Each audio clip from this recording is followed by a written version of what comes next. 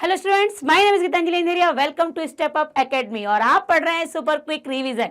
जी हाँ, आज super quick revision जो लेकर आई हूँ वो आपकी पूरक पुस्तिका कृतिका का पार्ट 1 माता का अंचल। माता का अंचल पाठ आपने पढ़ा है और माता का अंचल से ही याद आ जाता है सब कुछ, क्योंकि उसी में सब समाहित है। तो ये कृतिका का प्रथम पाठ है, पार्ट 1 है और इसका वन शॉट में आप पूरा पढ़ लीजिएगा। वन शॉट में पूरा पाठ दिया गया है। यहाँ तो हम लेकर आए हैं सुपर क्विक, कुछ ही प्रश्नों के आधार पर एक बार फिर से पाठ आपके दिमाग में घूम जाएगा। माता का अंचल पाठ में बच्चों की जो दुनिया रची गई है वो आपके बचपन की दुनिया से किस तरह भिन्न है। इस पाठ में जो बच्चों की दुनिया बताई गई है वो आपकी दुनिया से किस प्रकार भिन्न है। तो बिल्कुल भिन्न है, क्योंकि आज के बच्चों का खेल का तरीका कुछ और ही होता है, खिलौने कुछ और ही होते हैं और एक समय था जब कुछ और ही हुआ करते थे। इस पाठ में बच्चों की जो दुनिया रची गई है वो हमारे बचपन की दुनिया से सर्वदा भिन्न है, बिल्कुल भिन्न है। जहां पहले बच्चों का बचपन सहज और सरल होता था, वहीं आज का बचपन कृत्रिमता से युक्त है, दिखावटी है।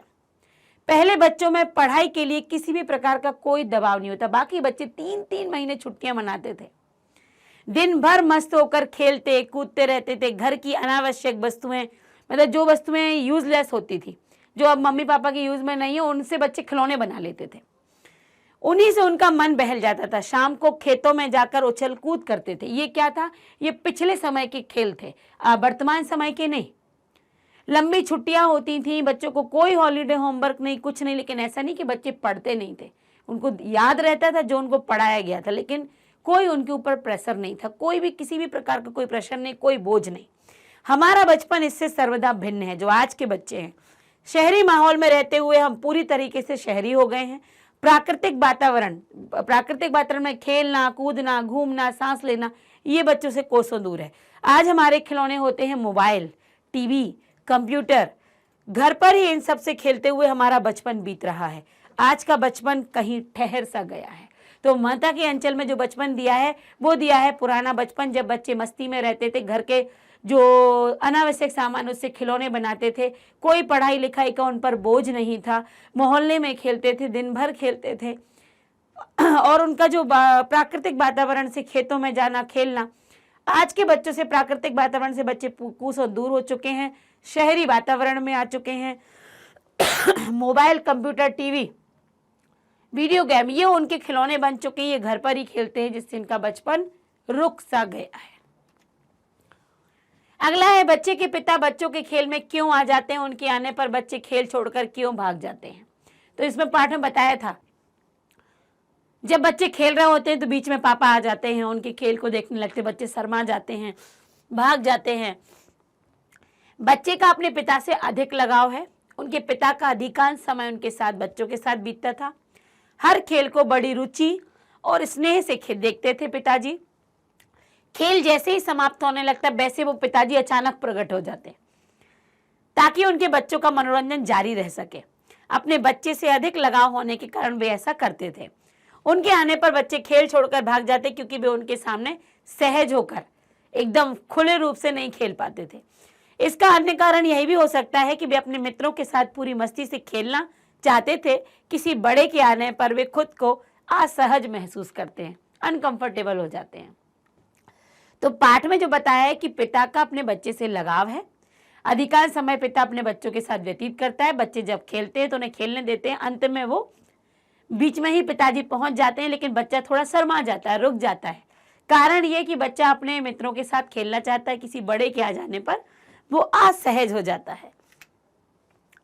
पाठ में बच्चे बारात का जुलूस कैसे निकालते हैं। जब वो खेलते हैं तो कैसे बारात निकलती है। पाठ में बच्चे बारात का जुलूस बड़े ही रोचक अंदाज में निकालते हैं। घर की जो चूहेदानी होती है, जिसमें चूहे पकड़ते, वो पालकी बन जाती है, क्योंकि वो वैसी ही होती है। उस पर वो लाल कपड़ा डालकर उसका पर्दा बना देते हैं। बकरे पर दूल्हे को बैठाकर घर के बाहर चबूतरे पर एक सिरे से दूसरे सिरे तक बारात निकाली जाती है। लेखक और उनके मित्र बाराती बन जाते हैं, वे ही घराती बन जाते हैं, वही घर के लोग, वही बारात के लोग। इस प्रकार कनस्तर जो होता है वो बाजा बजाते हुए बड़े ही शान से बारात निकाली जाती है। तो चूहेदानी क्या बन जाती है? पालकी बन जाती है और उस पर लाल कपड़ा डाल के पर्दा बना दिया जाता है। और बकरे पर बिठाते हैं उस चूहेदानी को, रखते हैं कि बारात निकल रही है, तो जो लोग होते, जो बच्चे खेल रहे होते, वही घराती वही बाराती बन जाते हैं। बड़े सांसों कनस्तर बाजा बन जाता है। ये इस तरीके से बारात निकालते हैं। माता का अंचल पाठ में माता पिता का बच्चे के प्रति जो वात्सल्य प्रकट हुआ है उसे अपने शब्दों में लिखिए। तो किस तरीके से वात्सल्य प्रेम आया है? पाठ में माता पिता का बच्चे के प्रति वात्सल्य प्रकट हुआ है, वह वास्तव में हृदयग्राही है जो बताया गया है।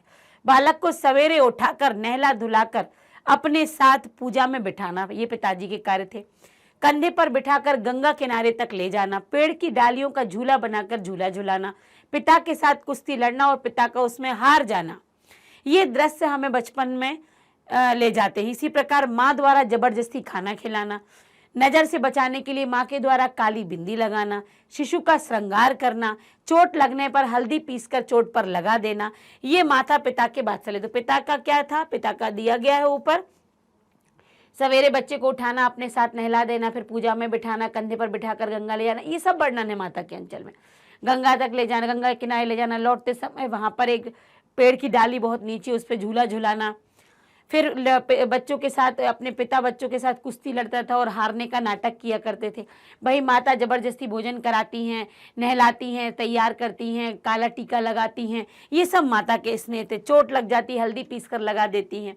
तो ये देखिए आपका पूरा पाठ आपका फिर कवर हो गया। तो आपने कृतिका केवल 4 से 5 प्रश्नों में समझ में आ गया पाठ में दिया क्या है। माता और पिता का बच्चे के प्रति जो स्नेह है, जिस प्रकार का वातावरण होता है, पिता कैसे बच्चे के साथ खेलता है, बच्चों के खेल क्या होते हैं, तो माता के अंचल पाठ में दिया गया है, जो कुछ ही प्रश्नों के माध्यम से आपका कवर हो गया।